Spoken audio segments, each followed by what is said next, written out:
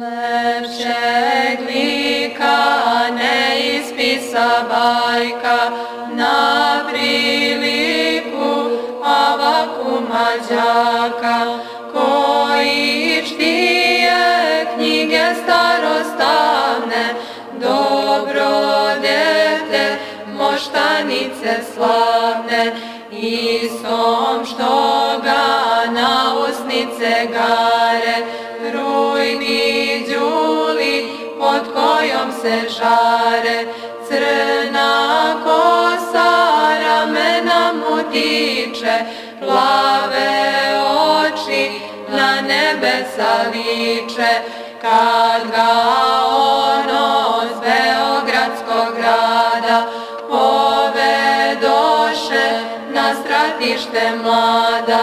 Strašan kolac on u ruke uze, preblijede, al ne proli suze, pa zapjeva da se ježe kosti.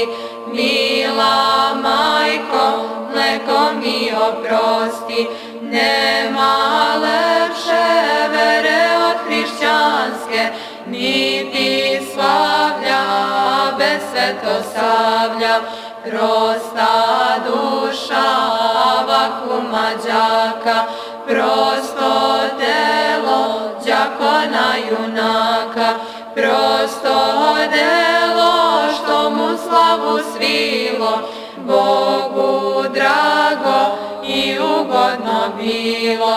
Prosto delo što mu slavu svilo, Bogu drago i ugodno bilo.